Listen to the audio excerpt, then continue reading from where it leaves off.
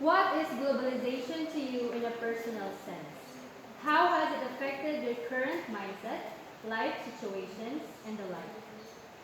Okay, so first, globalization for me is a term used to describe how we were able to connect to other parts of the country through trading different things like goods, services, technologies, investments, and information. It is a way for people or our countries to communicate and help each other, but of course expecting something in return. So it is like a give and take situation wherein, for example, our country needs materials for different purposes. So we trade something so that we can be able to get those materials from other countries. So with the question, how did it affect my current mindset and my life? It made me think that quality of life has improved for us who is still living in a improving or developing nation. By knowing that globalization exists, I now know that there are more job opportunities and education opportunities for us. There are companies in other countries who offers a job opportunity for those um, people who wants to work there. See how that improves our chances of acquiring a job immediately. Also, related to the current mindset of um, globalization, my current mindset, and with a perspective, of course, as a nursing student, I can tell how globalization has helped so much in the medical field. Exchanging or acquiring technology, for one, is a fruit of globalization. We can be able to provide comprehensive care to our patients with the use of course, technology. Medical equipments are often to be acquired from other countries because they have more advanced technology than our country. So, um, through globalization, we were able to get these medical equipments that will be used to provide optimum care to our patients. So, globalization for me is a positive thing. What do you think is the greatest challenge positive on regionalization and globalization in the Philippines? And how can this challenge be addressed accordingly? So, despite of the big great impact of globalization in the advancement of our country, globalization also has been a threat in our lives. And the worst thing is that we Filipinos are not aware of this threat brought by the phenomenon. So what I think is the greatest challenge in the Philippines regarding the globalization is the widening gap between the rich and the poor. As a result of globalization, which puts the Philippines deeper and in the quicksand of poverty and also causes social injustices among men. So the deprivation of jobs and resources from its own citizens causes the people to be left unattended. So while the rich people becomes even richer, the poor people still work hard but still no improvement. I'm not saying that this applies to all, but as what I've observed, this is what is happening in our country right now. So, and also addressing the matter, this matter is of course the government should provide more job opportunities to all people. And what I mean with all people, this means that there should be an equality of accepting employees in different works. What are the aspects that hinder Philippines from becoming a first world country and why? Okay, so there are two aspects that I think are a hinder to our country for becoming a first world country. So the number one for me is corruption. Corruption is very rampant.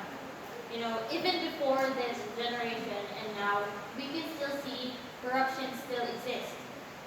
So politicians run for public positions not for the purpose of serving the people, but just for themselves only or for their families. I'm not saying that this applies to all as well, to all public officials, but this is based on what I've observed as well. So the sad fact is majority of the Filipinos already accepted this fact and are immune to this. Even if some people protest, there is a lesser chance of changes in the field of corruption. There are student leaders who tried to protest against corrupt government officials in their youth, but then eventually they grow up and run as someone who do corruption as well. So this is because of what they see, and this is like what influenced them. So due to corruption, Philippines don't attract a lot of foreign investments compared to other Southeast Asian countries. So that is my first. The second one is overpopulation. We can really see that there are a lot of people here in our country, the Philippines. So overpopulation in the Philippines had been increased for the past 5 years is what I've researched. So right now it's one of the major concern of our government. Nowadays, most Filipinos are struggling in getting good jobs because of lack of education and because of having no job. People have no things to do and just stay in their house. Because of this overpopulation, our country can cater or provide job opportunities to all people. As a Filipino youth of today, what can you contribute to that Philippines will have a chance to be in the clusters of the global north countries? Expound your answer. Okay. So, I don't think I can provide a big contribution because I'm still a student so that the Philippines can have a chance to be on the north, the global north countries, but smaller contributions for me is a good start for having a contribution to the Philippines improvement. So we can start by, or I can start by being a good responsible citizen or active citizen of our country. I have to finish my degree, and then the sooner I get my professional qualifications, the sooner I can contribute to the society in a positive and in my own way. So as for me, I want to be a nurse someday, and I will use this my skills and to help through the medical field. Then attend to your. Also, we can attend to personal and our filial responsibilities. We have to pay our taxes, respect our laws, rules, and our fellow men speak out when we see that something is wrong in our society. Of course, vote and campaign for those leaders we believe represents us.